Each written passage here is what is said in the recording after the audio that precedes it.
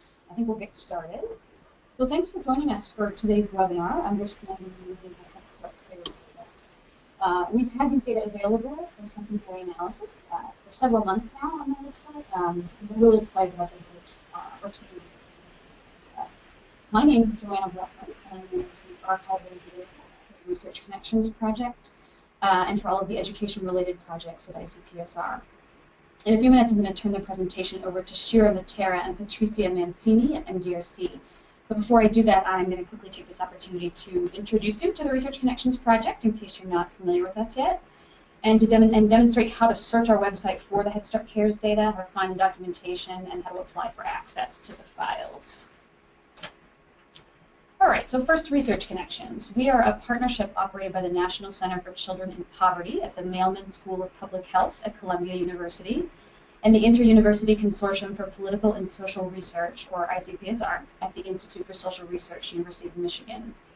The Research Connections project is supported by the Office of Planning, Research, and Evaluation within the Administration for Children and Families in the U.S. Department of Health and Human Services. I'm going to flip over to the website really quickly. So Research Connections promotes high-quality research in childcare and early education, and then the use of that research in policymaking. Via our website, we offer research resources, data resources for researchers, policymakers, practitioners, and others. We aim to improve the quality of early care and education research. We aim to improve and inform early care and education policy, and then to bridge the gap between researchers and policymakers by making the most up-to-date findings both easily discoverable on our website and easily understood by folks outside of the research community. All right, so how do we do this? Research Connections compiles and describes a constantly growing collection of research tools, data sets, research syntheses, papers from peer-reviewed journals, bibliographies, etc., lots of other types of publications. We currently offer, I think we just got over the 29,000 mark, so we have over 29,000 resources, many of which are downloadable directly from our website. We also offer 320 data sets that are either directly downloadable from the Research Connections website or via a restricted data use agreement if the data are more confidential. These files are all analysis ready. They're available in several different software packages, and they're fully documented for ease of use for secondary analysis. So I'll take a moment here to show you how to search for the Head Start Cares data or any of our data sets or resources that you happen to be looking for. So there's 2 or 3 different ways to get to our data sets on the website, but if you're coming to us knowing what you're looking for, if you know you're looking for the Head Start Cares data, the easiest thing to do is just enter Head Start Cares into the search bar at the upper right-hand side of the website. Head Start Cares.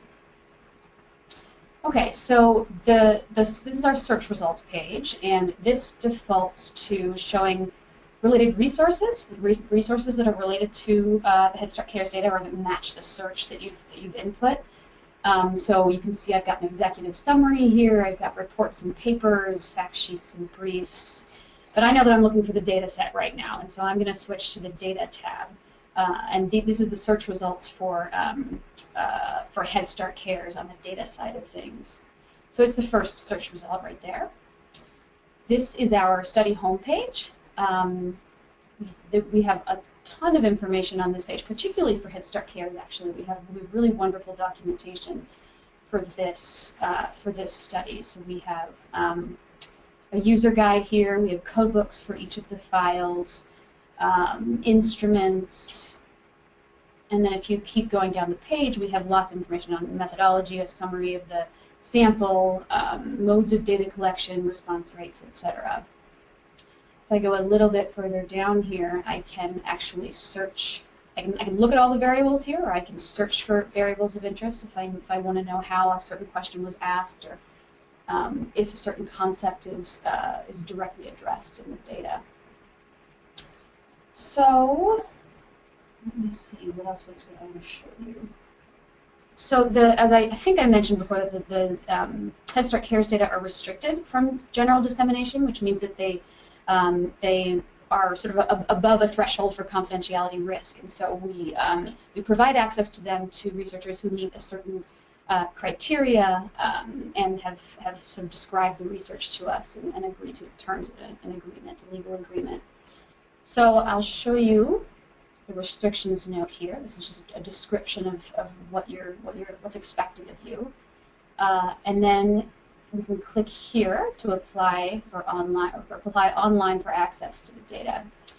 So the system knows me because I'm in it all the time. If you're coming to it for the first time, it will ask you to log in with your ICPSR My Data account, which is a free account that essentially just asks for your name and your institution. So I'm going to proceed to my existing request, and this is the application. So it's asking me to fill out investigator information and attest to the fact that the principal investigator has a PhD or another terminal degree. That's one of the requirements. We ask who's going to be working with you on the study. We ask you to provide a brief description of your plans for the research. This is where you can add additional data sets if you want. You can tell us what format your preferences, if you want SAS. If SAS is not available, data, you can sort of rank them in the order that you prefer them. We require IRB approval or evidence that you have described this research to your IRB and that they have given it sort of the stamp of approval or exemption or what have you. And then there's a legal agreement that can be downloaded right here, and then you sign it. The PI signs it, and then an institutional representative signs it from your college or university, and you upload it here. So it's a pretty straightforward application. We receive applications pretty regularly for this study and for many other restricted studies on the Research Connections site. Right, back here. So I encourage you to visit the Research Connections website regularly, and I also recommend that you sign up to receive our news and resources emails. They come out about every 2 weeks, and we announce new data releases that way. We announce data training opportunities and any other pertinent information that way. Keep your eyes open for additional trainings on the Head Start Cares data. We're sort of putting our heads together and trying to figure out what the next step is for training on this really important data set. We're also on social media.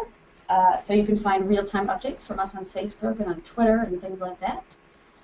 Links to social media and to the news and resources listserv sign up can be found in the upper right-hand corner of the website here. I can show a quick screenshot. And with that, I'll turn you over to Shira and Patricia at MDRC.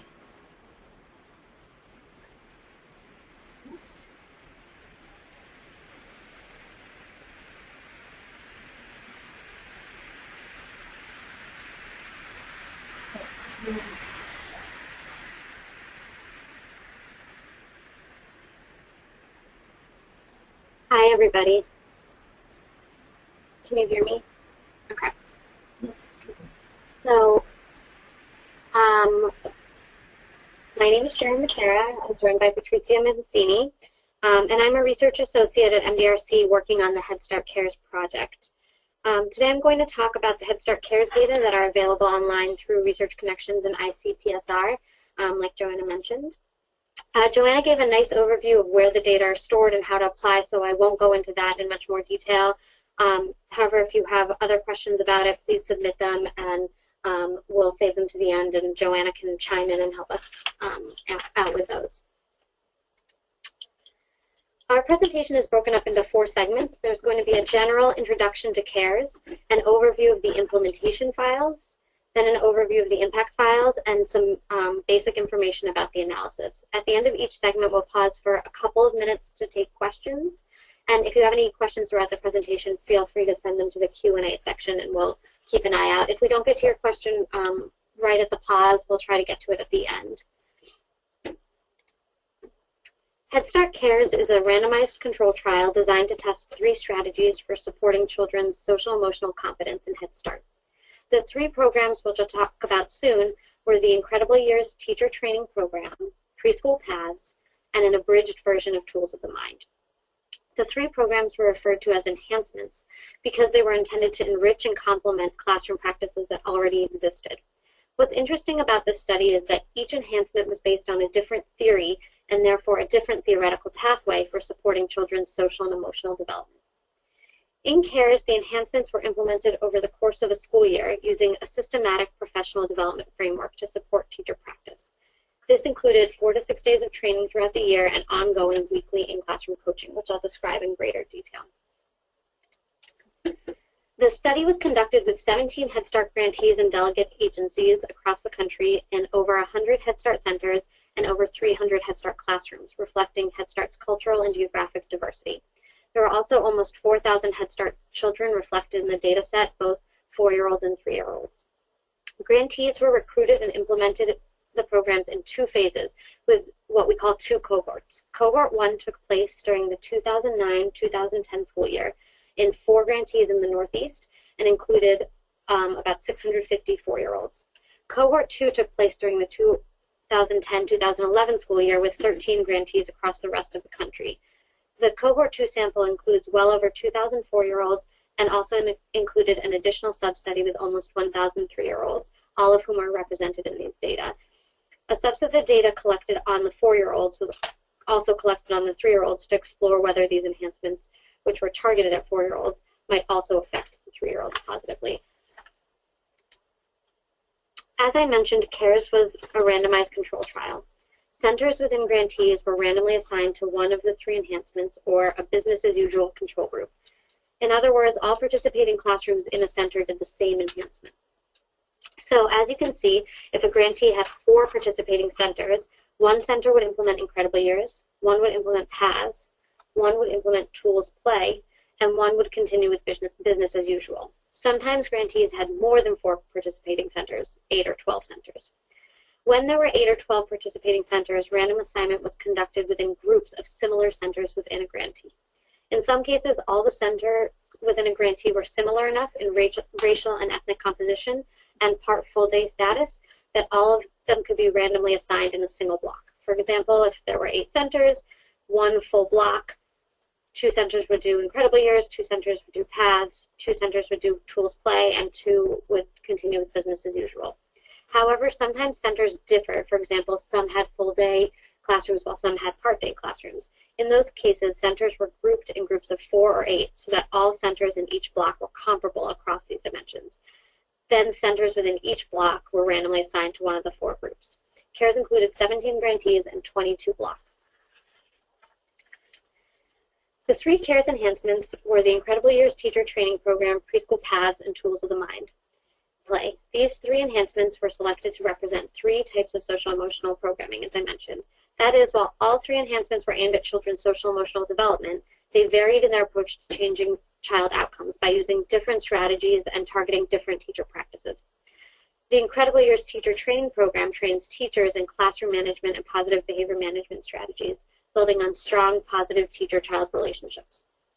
Preschool PATHs is a lessons-based program including a weekly large group lesson and smaller extension activities designed to teach children ways to think about emotions and responses to peers in social situations. Tools of the Mind Play was a 1-year enhancement adapted from the larger 2-year comprehensive tools curriculum that some of you may be familiar with. In CARES, the 1-year curriculum focused on promoting children's intentional and self-regulated learning through structured make-believe play activities. To support the implementation of the enhancements on a large scale, a comprehensive model of professional development, technical assistance, and program monitoring was used to support each of the 3 approaches. The professional development model included training and coaching for lead and assistant teachers. For training, lead and assistant teachers participated in a series of training sessions over the course of the academic year. The trainings provided background about the theory behind each enhancement and support for how to implement the enhancements, practices, and activities.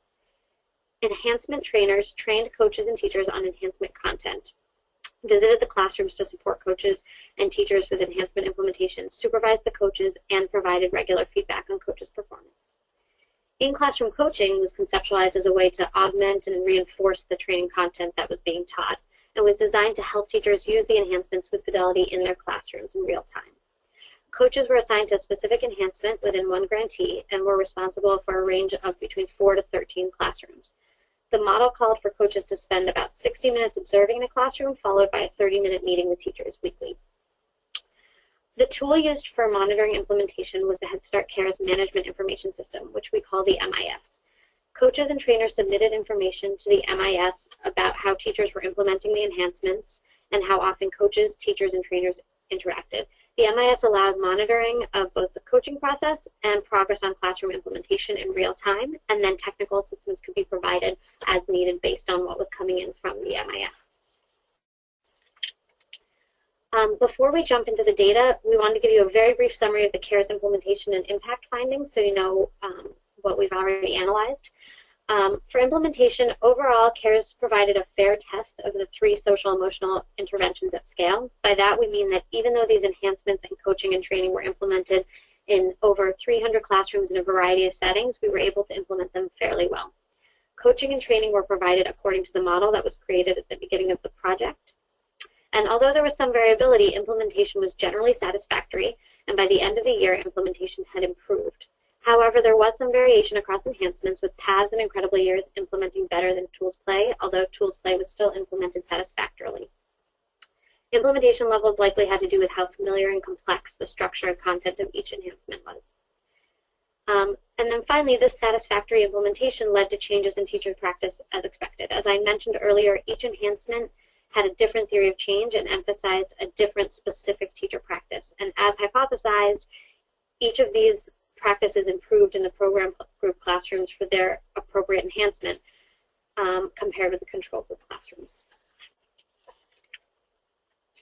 Impacts on classroom climate were fewer and less consistent with the theory of change. However, the success of all 3 enhancements in changing teachers' practices in the expected ways confirms that the enhancements were differentiated not only in theory, but also as delivered in the classroom. These changes in teacher practice also often led to improvements in children's social and emotional skills. PATHS and Incredible Years showed consistent improvements on a number of children's social and emotional outcomes by the spring of the preschool year. The positive impacts tended to be concentrated on children's knowledge of emotions and their social skills, which was consistent with PATH's theory of change, rather than concentrated on executive function and behavioral regulation, which were the primary targets of the Incredible Years enhancement. These positive findings suggest that there is more than one way for Head Start teachers to change their practices to improve children's emotion and social skills. Tools Play did not improve its primary targets of children's executive function skills or behavior problems and had few small impacts on children's emotion skills. There is also no consistent evidence of impacts on children's pre-academic skills, although these were not a primary target of any of the enhancements. As Joanna mentioned, the CARES data files are not publicly available. They're restricted access, and to apply for access, please use the link provided here that Joanna provided. There are a total of 6 CARES data files, 3 implementation data sets, and 3 impact data sets. A set of documents are also publicly available on the CARES page of the Research Connections website for each data set, and those include a codebook listing all the variables included in each data set and some basic statistics, as well as a data user's guide for each of the 6 Head Start CARES restricted data files. The user's guide provides detailed information on the data included in each file and how they were used to conduct analyses. They include the diverse aspects of the file structure, including a description of each data source, a description of the sample, response rates, variables included in the data file, data limitations, information about masking, and a description of how to replicate impacts. The website also includes all the instruments used to collect the data included in each data set. Okay, we're going to pause for a minute and see if there are any questions that we should take.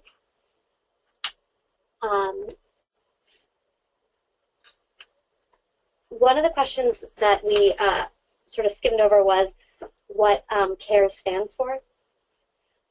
Head Start CARES stands for the Classroom-Based Approaches and Resources for Emotion and Social Skills Promotion, which is a mouthful, which is why we call it CARES. There's also a few more questions about applying and some of the restrictions about applying. So we are going to get back to those at the end. Sounds like somebody unmuted. Oh, there we go. Okay, so I'm going to continue on, and please send in any additional questions as we move forward. So as I mentioned, the CARES RAF files are grouped into 2 categories, implementation data and impact data. We'll start by talking about the implementation data. I'll cover some features of the data, the sample represented in the implementation data, the main data sets, what the different data sources are, and some key measures that are available for use. The idea here is to give you a flavor of the data available. The CARES implementation data has several unique features. The implementation data sets include information reported by multiple reporters, including trainers, coaches, and teachers. The data were also collected at many different time points, some a few times a year, some coaching data as often as monthly or even weekly. The implementation data sets include much of the data used to produce the results in the main Mbrc reports, and therefore results can be replicated. There is also additional data that can be used to explore new research questions. The classroom implementation data can be linked to the classroom level impact analysis data for further analyses. The impact data include classroom climate and teacher characteristics, which I'll talk about later, and the data user guide available online for the implementation data, specifically the class level implementation data, provides a step-by-step description on how to merge class level impact data into the implementation data set. I'll mention a little bit later that this class level implementation data set already includes some teacher self-survey variables that were already merged in for you. The full CARES sample consists of 104 centers. However, this data set only includes the 78 centers assigned to implement one of the 3 enhancements. Each center includes 1 to 6 participating classrooms, which total 230 Head Start classrooms within these 78 centers. There are 77 Incredible Years classrooms, 77 Preschool Paths classrooms, and 76 Tools of the Mind Play classrooms. The sample also includes data on a total of 52 coaches selected by grantees. There are 2 main implementation data sets, a class-level data set and a coach-level data set. I'll briefly talk at the end about a third data set, the audio tapes file. Most of the data in these 2 data sets were collected through the Management Information System, or MIS, that I described earlier. We refer to the class-level data set as MIS class and the coach-level data set as MIS coach. The file name for the class-level implementation data set I'll talk about first in the Research Connections archive is called MIS class RAF. MIS class was used to describe teachers' attendance at training, describe coaching dosage, determine fidelity to the coaching and training models, and determine fidelity to classroom implementation. I'm now going to talk about all the different data sources that are available within this data set.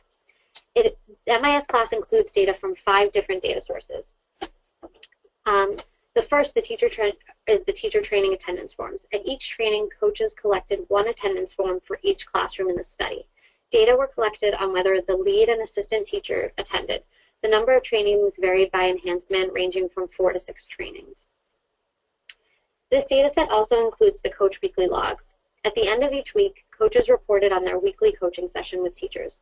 The log includes information on whether a lead teacher and an assistant teacher from the classroom were present for the session, the time spent with the teacher during and between sessions, the time spent preparing for coaching or in the classroom coaching, teachers' use of enhancement practices, lessons, and activities, the strategies that coaches use during their meeting with teachers, and the productivity of the coaching session. In the CARES restricted use file, these data are aggregated from weekly into monthly averages for each classroom. At the end of each month, coaches also reported extensively about their teachers and classrooms using the monthly fidelity logs. This includes information on the teacher's response to enhancement-specific coaching, consultation, and implementation, modeling and generalization of the enhancement throughout the school day, teachers' fidelity of teaching and supporting children, teachers' fidelity of programmatic activities, organizational support, and the co-teacher relationship. Trainers also visited classrooms about 2 to 3 times during the year. After each visit, they rated both lead and assistant teachers on their modeling and generalization of the enhancement throughout the school day, their fidelity of teaching and supporting children, and their fidelity to programmatic activities. Finally, teachers also reported on their own motivation to use the enhancement strategies and programs in the classroom. And then, although not directly implementation data, as I mentioned, this data set also includes some information about teachers' characteristics collected through the lead teacher self-survey instrument for each classroom. And I'll talk more about that at the end of the section and then in the impact data as well. I've pulled out some key measures of interest from the MIS class file. The file includes information such as coaches and trainers' rating of classroom fidelity and implementation, training, dosage, and attendance, various coaching dosage variables, information about coaches' views of organizational support, and information about the co-teacher relationship. Many additional variables are available and are outlined in more detail in the codebook online. The coach level dataset is called MIS Coach RAF in the Research Connections archive. This dataset allows us to describe the coach sample and determine coaching quality. This dataset pulls from 4 unique data sources. Trainers rated the coach's behavior, knowledge of the enhancement, and support of the teachers. Coaches were rated by trainers 2 to 3 times between the months of September and April during the implementation year of each cohort. Also, coaches responded to questions that asked about basic demographics such as their age, race, ethnicity, education, and relevant background. All coaches submitted demographic data at the beginning of the year. Trainer supervision logs were also completed by the trainers, where they reported on the mode, duration, and content of their communication with coaches. This is a lot of data. On average, 22 supervision logs were submitted per coach between September and April. And finally, coaches in cohort 2 only reported on their practices and beliefs about coaching and supervision at the end of the implementation year. The reflections document consisted of 5 sections, which focused on background information, social emotional beliefs, coaches' coaching experience in Head Start Cares, coaches' experience with supervisors and mentors, and coaches' final thoughts. Here again, we pulled out some of the key measures of interest from the coach level file. Things like the amount and mode of trainer supervision, so if trainers spoke on the phone or sometimes in person with their coaches fairly often, sometimes weekly. There are coaching quality variables about that the trainers completed, and there's information from the coaches about their beliefs about coaching and their beliefs about their enhancement. There are also other additional variables and constructs of interest that are available through the RAF. Finally, there are a couple of additional data sources as part of the implementation data. As I mentioned earlier, the baseline teacher self-survey data is merged from the impact analysis files into the class level implementation file. These data were merged onto the MIS class dataset only, since this is the only implementation dataset with teacher level data and the appropriate teacher identification variables to merge the data successfully. These data were collected through the lead teacher self-survey instrument for each classroom participating in the Head Start Cares study. Some examples of what was included in the survey are teacher academic background, teacher emotional exhaustion, and the quality of the lead teacher's relationship both with the coach and with the assistant teacher. More detailed information about the merge is provided in the documentation online. Also, there is an audio tape data file, which includes a limited set of data created using qualitative information, namely audio tape transcripts of coach-teacher meetings, that can be used to conduct analyses on classroom-based coaching, one of the 2 components of the professional development model for the Head Start Cares demonstration. Finally, we just wanted to give you a flavor of the types of questions that were answered using these data. In CARES, these data sets were used to answer research questions about implementation fidelity, so how closely was the professional development model followed, which includes coaching and training, and about intervention fidelity. What was the extent to which the 3 Head Start Cares enhancements were delivered in the classroom with fidelity to the original design? So let's pause here and let me look and see if there are any immediate questions.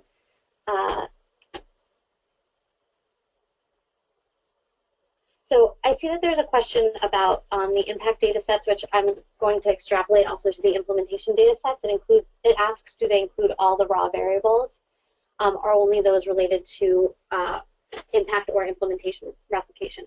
So there are variables that are related that you can use to replicate our results, but there are also additional new variables that haven't been used or have been used, only slightly in the report that you can examine and look through, and that's true both for the impact and for the implementation data. Although I will say that they're not necessarily raw variables. We'll talk a little bit more. There's some that there's a little bit of masking that's going on, and sometimes, like I described, there was some aggregating. For example, we had a ton of weekly data, and so often that was aggregated to the monthly level. Okay. So now I'll turn to the impact data sets and data sources.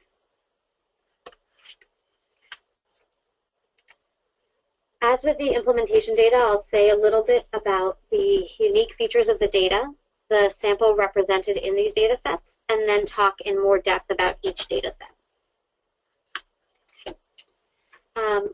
The CARES impact files include data about teacher practices, classroom climate, children's social emotional competence, and children's pre-academic skills for each enhancement.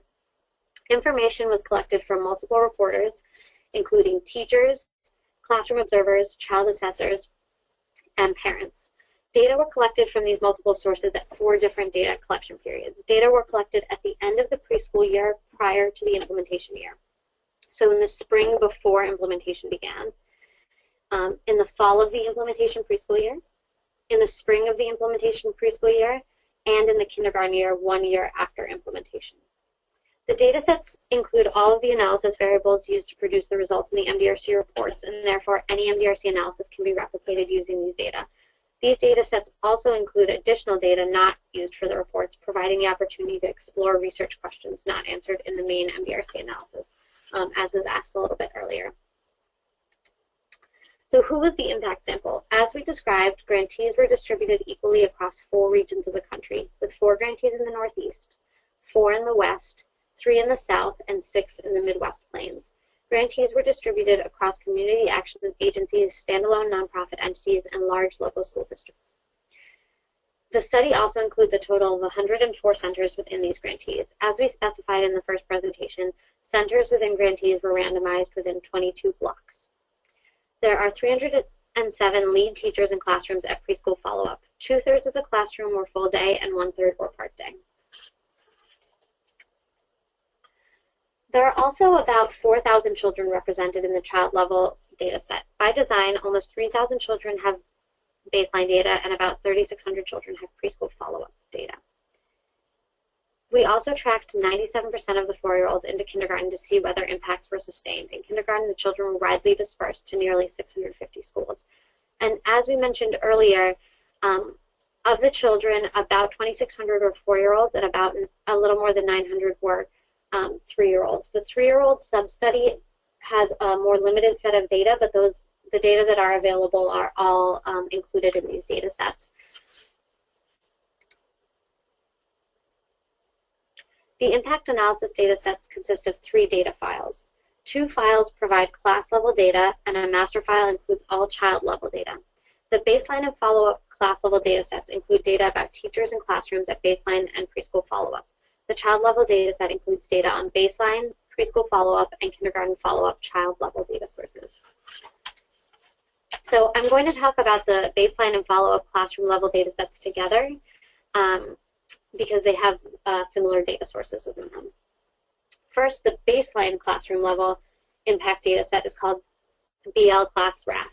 The baseline class-level impact analysis file includes data on all teachers that were in the CARES sample at baseline. In this case, baseline is the spring prior to the implementation year. So if implementation occurred from fall 2009 to spring 2010, the baseline data was collected in the spring of 2009, in the previous school year.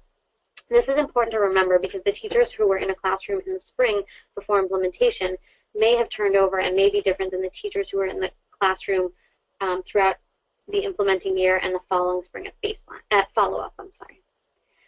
This file was used to examine baseline characteristics of teachers in classrooms and to determine if random assignment was successful by assessing whether treatment and control groups were comparable. The follow-up class-level impact file is called F1 Class RAF. This file includes follow-up data on all classrooms and teachers that were in the CARES sample at preschool follow-up in the spring of the actual implementation year. It also includes baseline data on the teachers that were in the CARES sample at preschool follow-up and have available baseline data.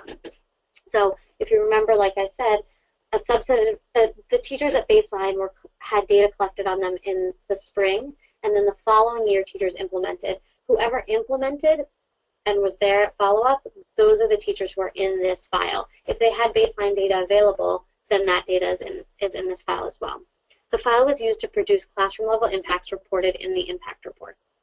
I'm presenting both of these files at the same time because they include the same data sources. As I mentioned, the baseline file only includes baseline data on teachers who were present in the spring before implementation, while the follow-up file includes baseline and follow-up data only for teachers present at follow-up. Both the baseline and follow-up class-level impact data sets include data from classroom observations and teacher self-surveys. For classroom observations, classrooms were observed by independent observers who were not familiar with the classroom and were blind to the intervention status of the classroom. Observers were trained to reliably score all enhancement and control group teachers in classrooms on aspects of teachers' practice and classroom climate, which I'll talk about in the next slide. As I mentioned in the implementation data sets, lead teachers for each of the classrooms participating in the study were asked to complete the teacher self-survey. The survey includes information that I talked about before, including teachers' demographics, teachers' psychosocial variables, such as psychological distress and burnout, and teachers' beliefs. For this file, we're focusing on the classroom observations because we talked a little bit about the teacher self-survey already. So two key measures in this data set are these two observations. The Adapted Teacher Style Rating Scale, also called the Adapted TSRS, was designed for CARES to focus on the main teacher practices targeted by each CARES enhancement. Observers scored the lead teacher on 3 dimensions. Classroom management assessed teachers' use of positive behavior management strategies and awareness and preparedness for classroom activities. Social emotional instruction assessed teachers' use of social problem solving, modeling of emotion labeling skills, and support of children's effort to regain emotional control. Finally, scaffolding referred specifically to the teacher's support of children's pretend play and support of children's interpersonal play.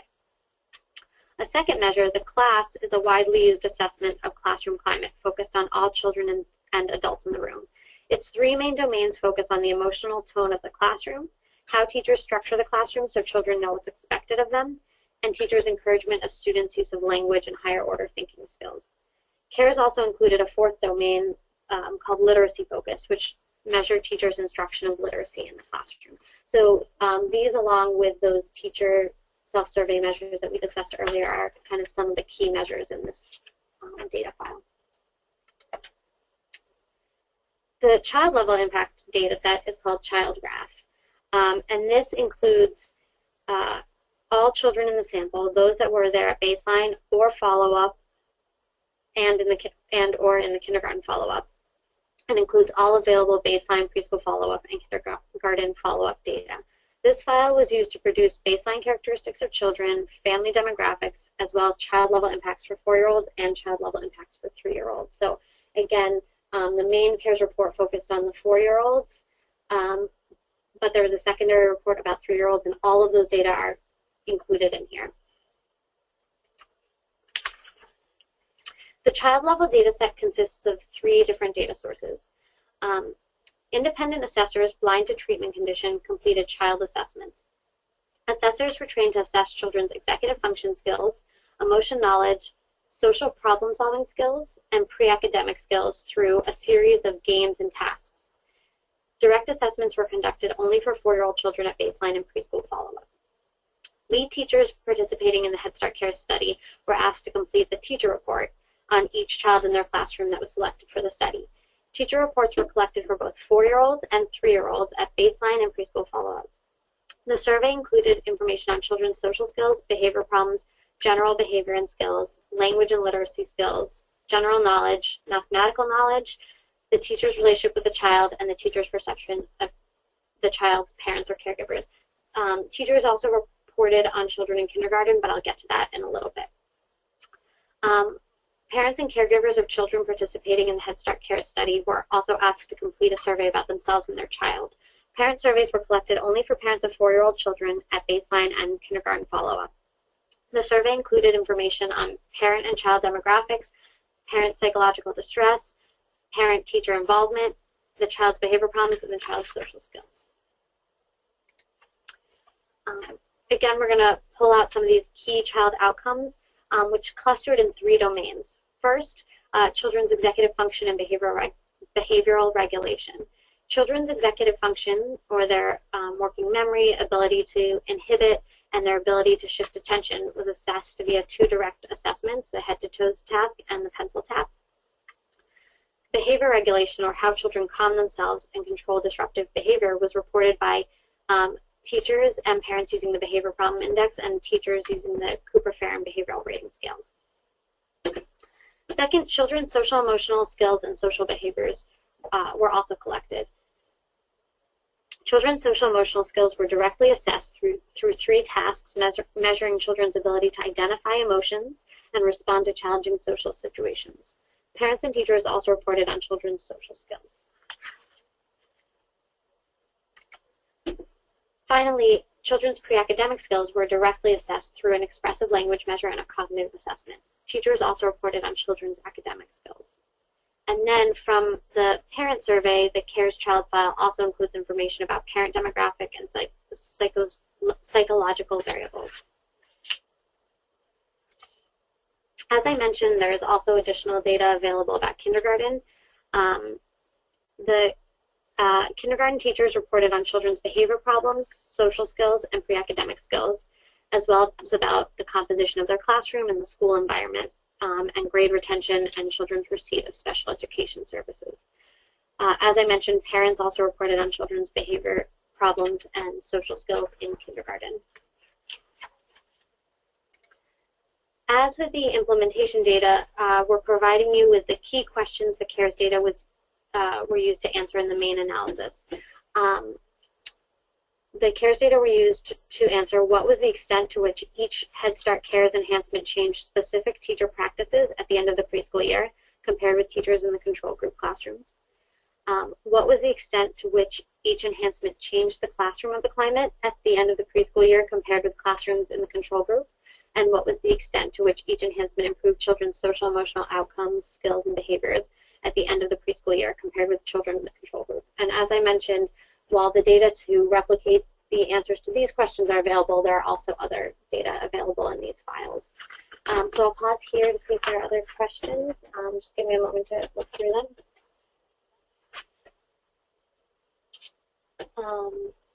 There's a question about, can we merge coach to teachers being coached? That is not possible with these data, the way that they are, the way that the implementation data sets are set up.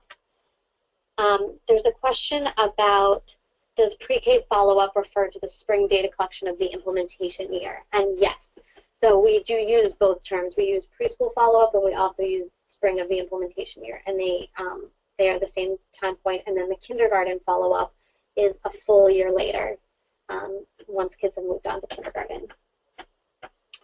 There's also a question about whether we have data on whether the child has an incarcerated parent, and that data is not available, but there's a full list of what parent demographics and parent background information were asked in the documentation online. So take a look and see what else we've got going on there.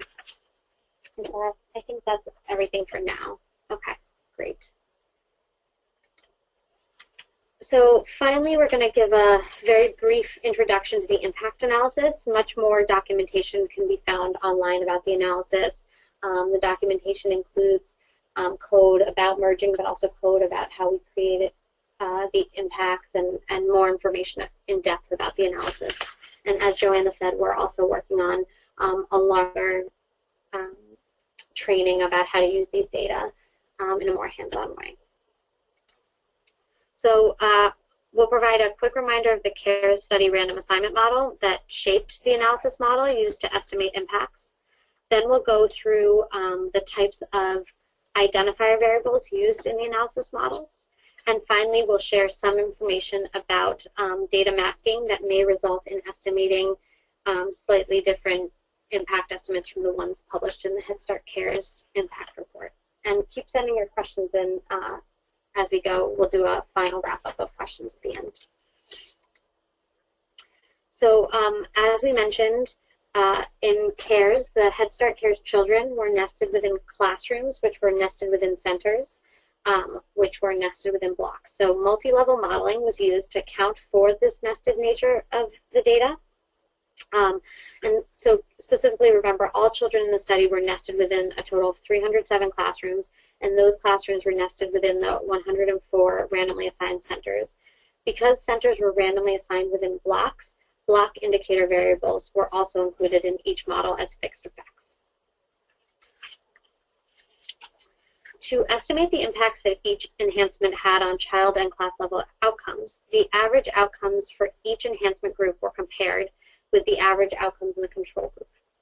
However, the models used to estimate the child and class level outcomes slightly differ from each other because the child level analysis model includes the additional level of nesting of children within classrooms, and also because the child level model includes other variables that affect the estimates of the child level outcomes only.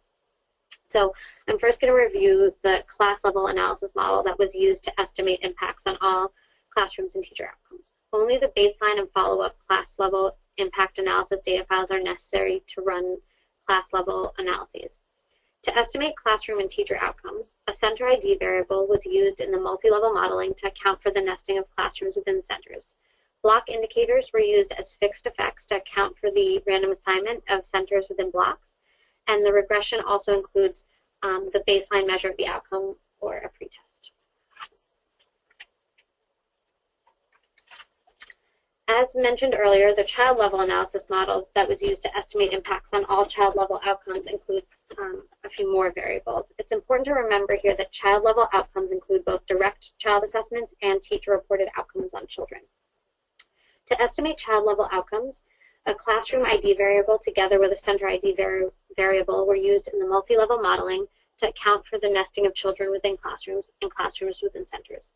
Block indicators were again used as fixed effects to account for the random assignment of centers within blocks. The regression includes the baseline measure of the outcome, the pretest, and also includes child age at the time of the baseline assessment and a baseline measure of the child's expressive language. For the kindergarten analysis, children were also nested within kindergarten classrooms and schools to account for the shared variance in teacher-reported data for children whose reports were completed by the same teacher. Some characteristics of the kindergarten teachers were also included as covariates in models that estimated impacts on kindergarten teacher-reported outcomes, specifically whether they had at least a bachelor's degree, their teaching experience, and their levels of psychological distress. In this slide, we list some of the sample indicators that were used for the CARES impact analyses. Remember, as I've mentioned before, that in this presentation we refer to both the 4-year-old main analysis and the 3-year-old analysis. This list isn't comprehensive, as it's only intended to give you an idea of how we define or subset the CARES samples. So remember, this has kind of all the data all at once, and these are different ways that we've subset the data to run various analyses. However, a full list of the variables is provided in the data documentation published together with the CARES RAF data files. So classroom and center ID and block indicators were used to account for the nesting, the nested nature of the CARES data, and for random assignment of centers within blocks. Random assignment status is also used to subset the sample by random assignment group, and that is one of basically of whether you are assigned to the enhancements or the control group. A child age group variable is used to define the 4-year-old sample and the 3-year-old sample. This variable is used to subset the child level impact analysis data file to only include either 4-year-old children or 3-year-old children.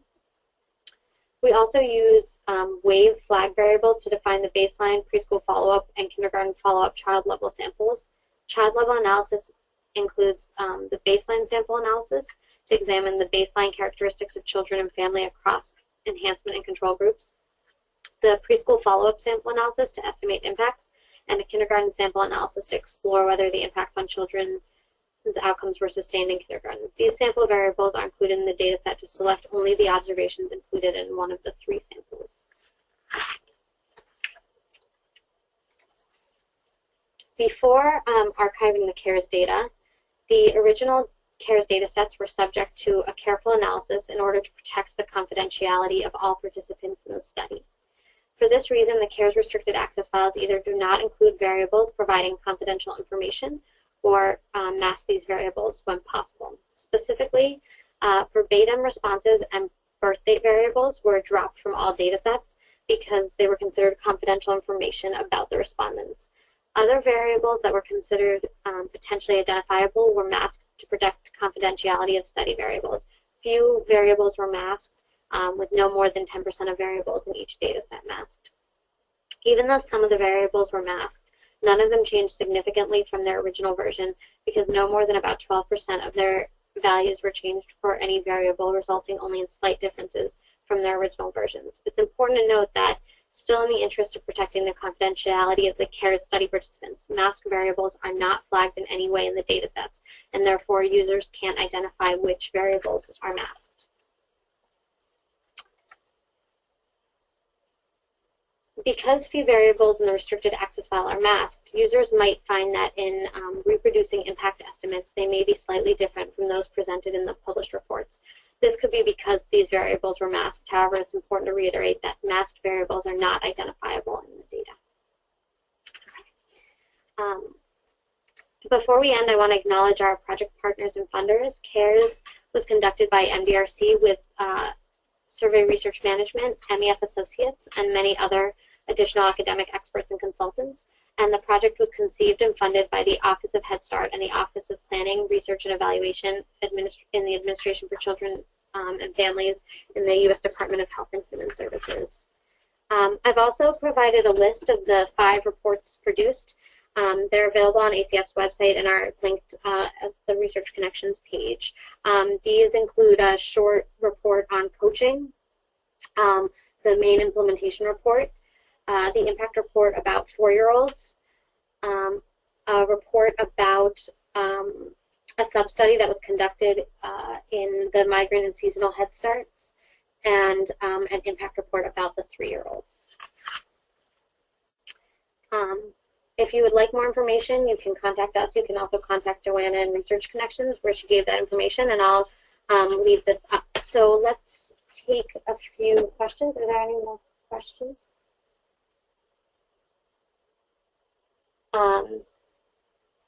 One of the questions was, what stats packages are supported for use of this data? Joanna, I don't know if you can hop on and talk about that.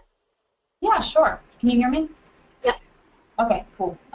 So we produced what we call the full suite of stats packages for the Head Start Cares data. And so that means we have made SPSS versions, SAS versions, Stata versions, R versions, and then ASCII with, so plain text with setups in the various stats packages. So we've produced all those versions of each of the files for the Head Start Cares data. So hopefully you'll be able to find your stats package of choice. There was also a question of are there plans for future follow-up? We are currently tracking the sample into, I guess some of them must be in 3rd and 4th grade by now. We tracked the 4-year-olds and 3-year-olds, and that is wrapping up. So we do know where the children are in elementary school, and they're almost surprisingly to me getting kind of up there in age. There's also one question about ICCs, and if someone can give, if someone has further questions about it, it's kind of hard to tell which data you're asking about. In general, for the inter-class correlations, there's so much data available that it's a little hard to answer that, but you should be able to run that with the data that's provided because the nesting structure is there, and we have all the outcomes available. And there is a question about going back to the slide with the website. I think Joanna has that slide, so I'm going to wait a minute and let her put that back up in a second. There's also a question about what's the best way to learn whether potential questions of interest have already been addressed by Mbrc or other researchers. The questions that we've answered are in the published reports. It's a good question. I think, Joanna, does Research Connections keep a list of sort of what people are exploring? Sorry, I had to unmute myself. Keep a list of what people are exploring. So we do have it internally because we require a research description from all of the applicants. So far, we haven't done anything publicly with that for this study. Okay, so I would say that for right now, the best way to find out sort of what's already been answered is just to look at the reports. Those, you know, what we've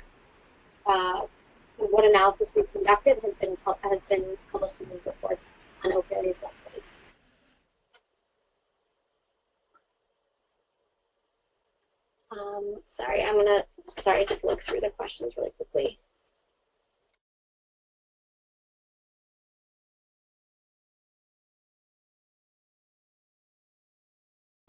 Sorry, I'm going to move back one slide because it looks like someone wanted us to. There we go. There's a question about how representative the 3- and 4-year-old child level sample is to the whole Head Start students population. There's a little bit more information in the reports about the sample. Generally, they were fairly representative of the diversity within Head Start. That being said, they were not randomly selected from Head Start. The centers weren't, so it is not a perfect representative sample. And there's a question about how the kindergarten impacts were modeled. So yes, in our analysis, the children were still nested in preschool classrooms, and we didn't kind of cross. Part of the reason is that if you look at the documentation, you'll see more information, but children move to an exceptionally large number of sites and classrooms, and you start getting very, very small sample sizes.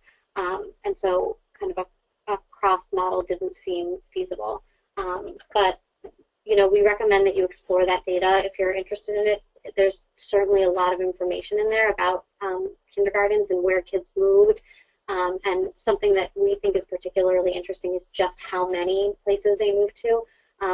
Children moved for every kind of one classroom. They moved to about 6 other classrooms. So we thought that was a large kind of movement out of our preschools. I think that covers most of the questions. I want to give people a couple more minutes to think, so we'll just pause for a minute, and I will go back to the slide about the research connections links so that people can see that as well. I can also address the question that came in about needing a PhD to apply. Oh yes, thank you. Yeah, sure. So for the Head Start Cares data, we require that the principal investigator have a PhD or other terminal degree. But what quite often happens is that a graduate student of theirs will actually sort of be the de facto primary investigator and lead the research. But the principal investigator, the PhD principal investigator, is taking responsibility for adherence to the data use agreement and confidentiality issues and research conduct issues. So it's definitely possible. You just need to sort of partner with a faculty member. And I can just say a word about sort of the restrictions around the restricted access file, which is just that although this is a very large sample, given how many enhancements were in place, the number of grantees and centers, once you start kind of crossing all of that information, the cells start getting a little small, and so because of that, that is one of the reasons that this is a restricted access file, is that we try to maintain confidentiality as much as possible, and as we discussed, there was some masking, but despite how large the data file seems, the cells can get very small.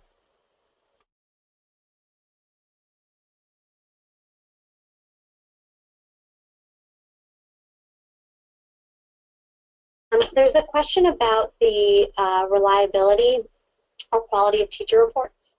I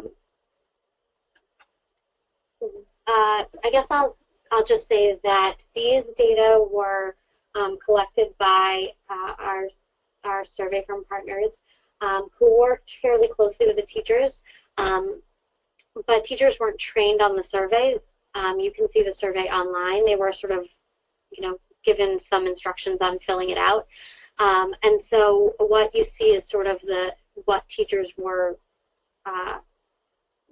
did independently, I guess I would say. Because I would say that in any data source, parent reports, teacher reports, and direct assessments, there are pros and cons, and it's one of the reasons that this data set is so unique, is that we have data from multiple sources, often on the same construct, so that you can sort of evaluate for yourself the reliability or quality of those data, or whichever ones you want to use.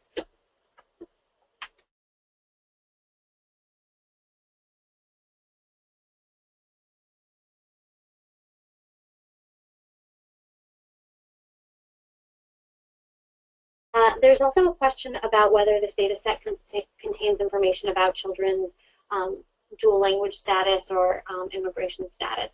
So what it does have is information from parents about whether children spoke English or Spanish.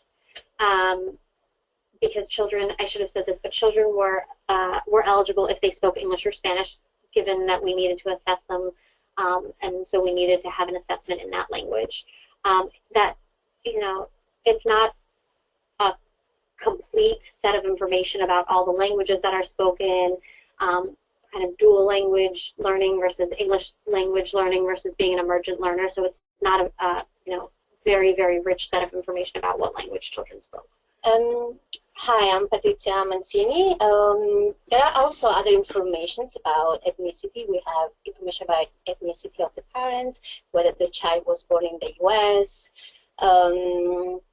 So those kind of information can be useful for this purpose.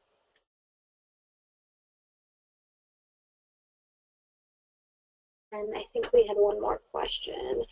Joanna, this one might be for you. There's a question about whether the data are restricted to U.S.-based researchers. That is a good question. That's something that we tend to explore on a case-by-case basis because we need to find some kind of a proxy for the IRB documentation, which so far we've had no trouble doing that. So I would definitely encourage you to be in touch with me. We don't want to discourage non-U.S. Applicants. It's just not quite as straightforward as it is for U.S. folks.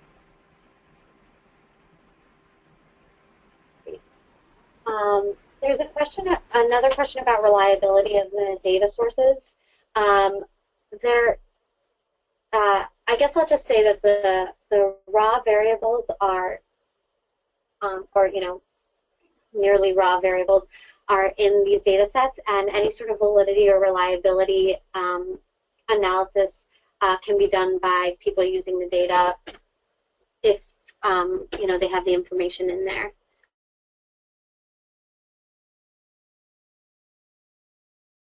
There's a question about, in the implementation code books, that there are lots of valid missing cases.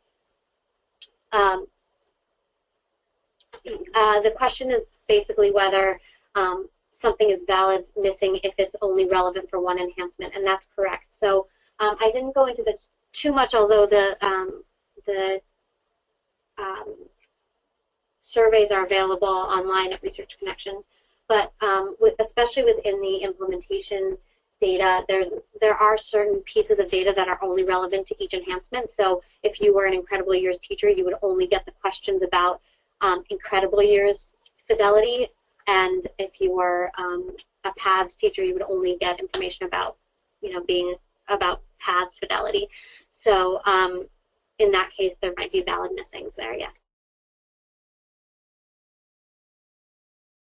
There's also a question about how the enhancements are going and if they're still being implemented. We had the ability at the end of the year to ask the sites about whether you know, they had plans to sustain use of these, and a number of them did have sort of plans in place, but we haven't been back out to check otherwise what's been going on, although we've heard from a few places here and there that are still using either the full enhancement or pieces of it.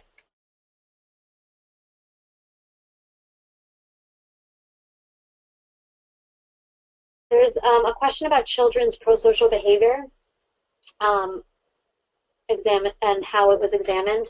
Not prosocial behavior, but within the social skills rating system, there is information sort of about children's positive social skills, I guess is how I would put it. But it's not, the question also asked about morality, and it's not exactly morality, it's more positive social skills. And then there is a final question about if there are any journal articles published from the data sets. And currently the reports are the only things that are out, although there are a couple of, I should say there are a couple of articles published about creation of the implementation measure, and those should be, you should be able to find those on Mbrc's website as well.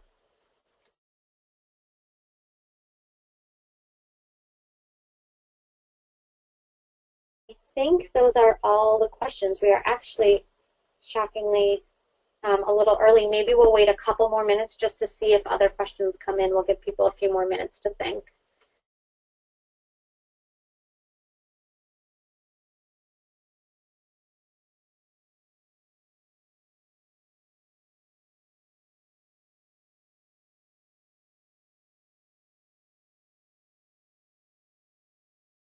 There's a question about children's educational environment at home. There isn't really a lot of information about that. The parent survey some information is somewhat limited, and we didn't really ask about home educational experiences like number of books and things like that.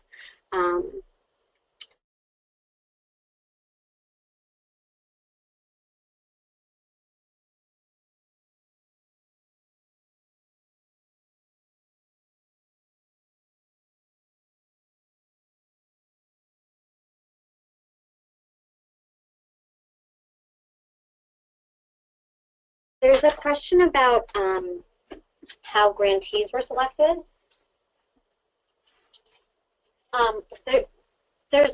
We didn't go into great depth about that in this presentation. I would encourage you to look at the impact report, which has a lot of information about the selection process. It was a pretty long and complex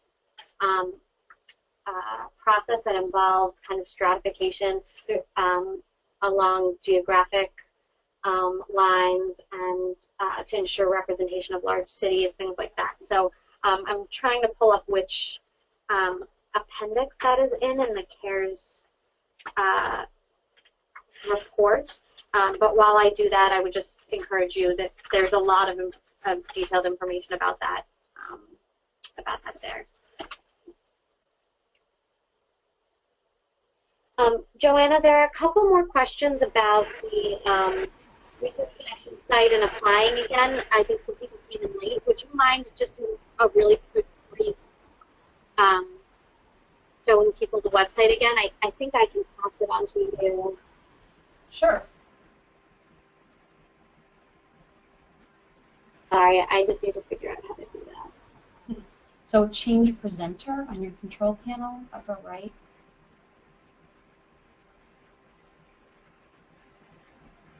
On mine, it's like a blue button. There we go. There you go. Okay, can you see my screen now?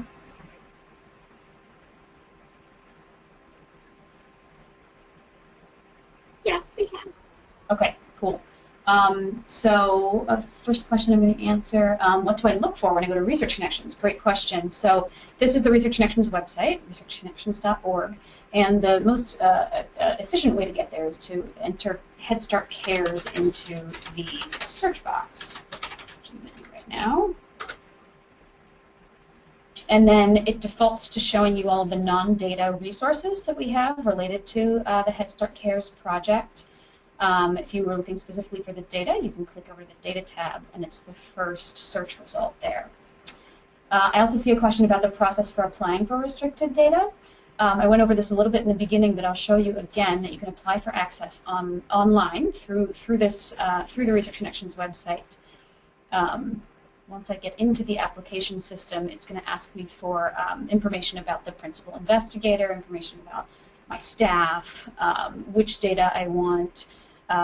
We will ask you to agree to one of the confidential data security plans, and then we need IRB review, paperwork, and signatures from folks at your institution. So you should be able to find this application through the Research Connections website, or it's linked right from, I think, right from Shira's slides as well.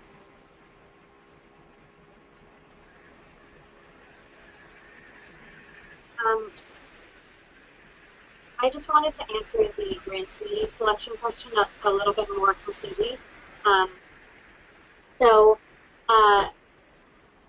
Basically, and as I said, there's more information in the report itself, but the grantees that were available from the year that CARES started, there were about 2,600 of them. There were some exclusion criteria that were applied.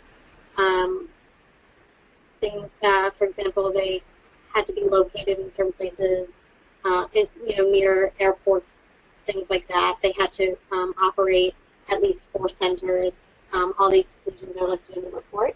And then those grantees that were left were stratified by region of the country, racial ethnic composition of child enrollment, and the urbanicity of their location.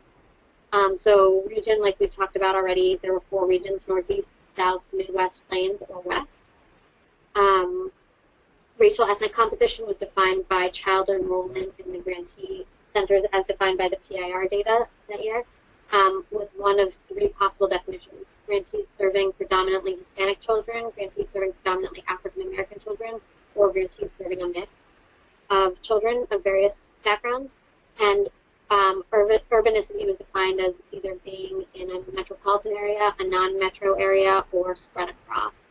And then a number of grantees were selected in each stratum based on kind of their proportion within the larger Head Start population. And then from there, kind of grantees were were screened for interest and eligibility. And then kind of final set of grantees was decided upon based on logistical considerations and if they were willing to participate. And as I said, there's more information within the report itself. Just want to see if there are other questions that are coming in.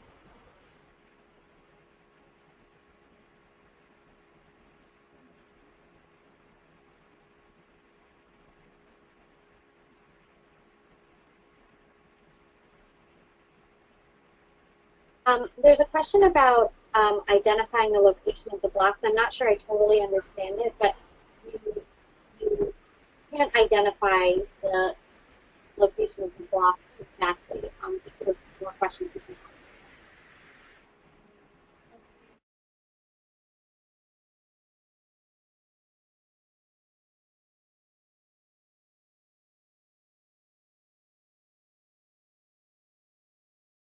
So you can tell which grantee they're in, sort of if there are multiple blocks in the site, but you can't identify the grantee, if that's the question.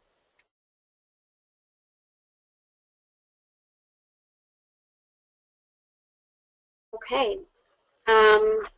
So I think that is all the questions we've been getting, we've gotten. Of course, if we've missed anything, feel free to reach out to us, or if we didn't answer your question completely, let us know.